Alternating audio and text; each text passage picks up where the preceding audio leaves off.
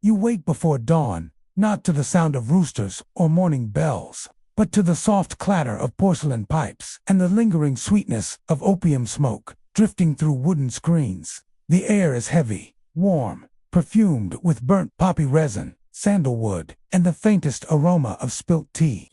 The world you rise into is not the noisy, bustling Shanghai that waits beyond the courtyard walls, but the twilight calm of the parlor, where lanterns glow even at sunrise and shadows cling stubbornly to the corners.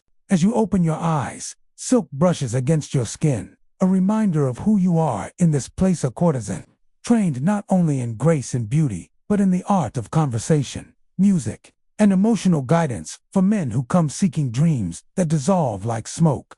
Your room is small, but ornate, carved with motifs of plum blossoms and river waves.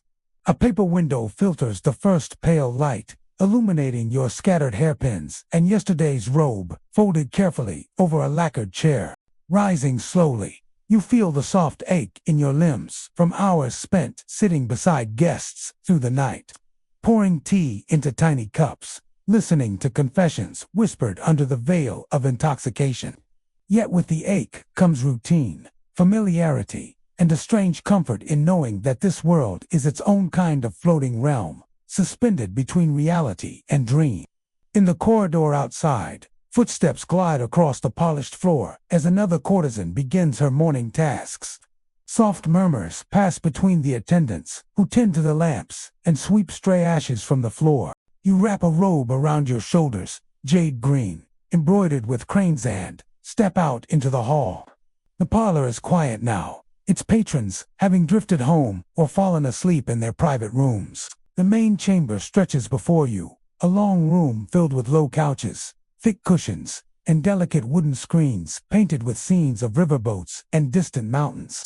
Even empty, the space feels alive, as though the night's stories still cling to the air.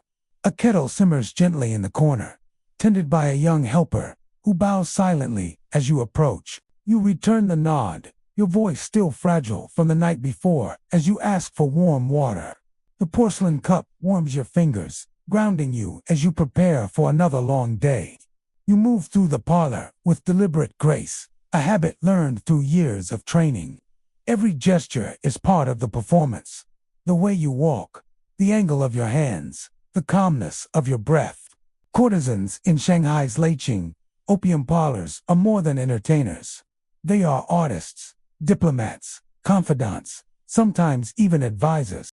Men come to you, not only for beauty, but for solace from the changing world outside. Shanghai in the 1890s is a city in flux, a clash of dynasties, empires, and ambitions.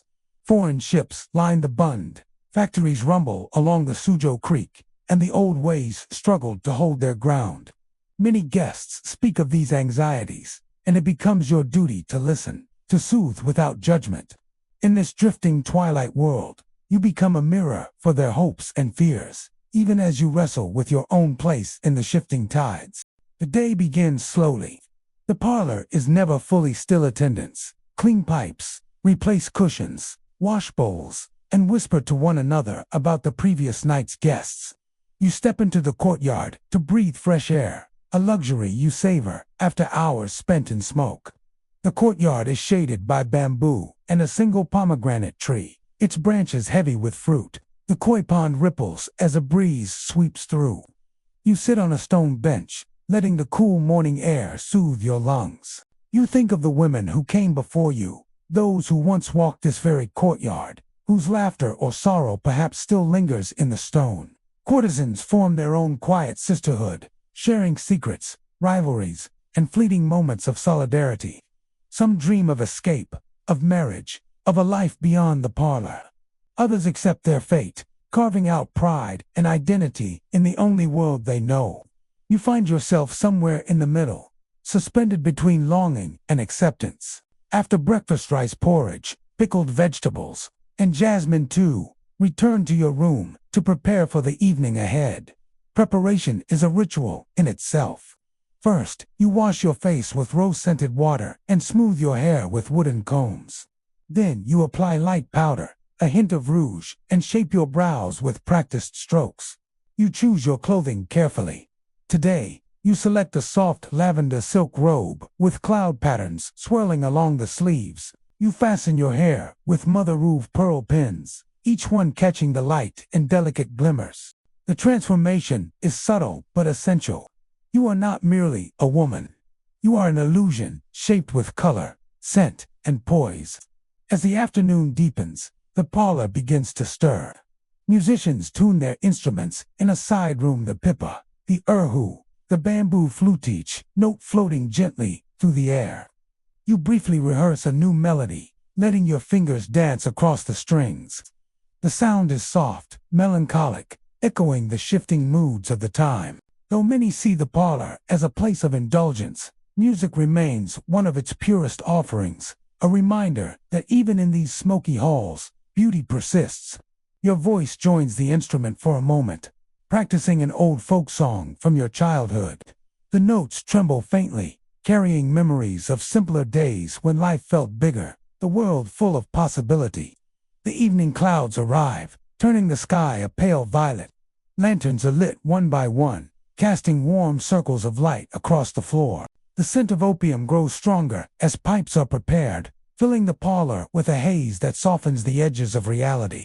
The first guests arrive: merchants, minor officials, foreigners curious about the famous mystique of Shanghai's opium dens.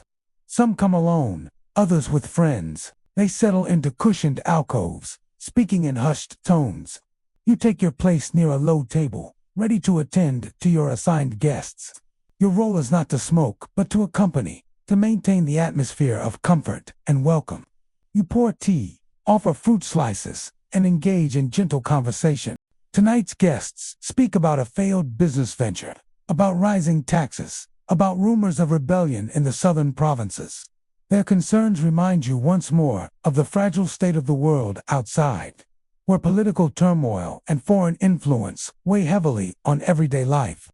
You listen intently, your presence calming them.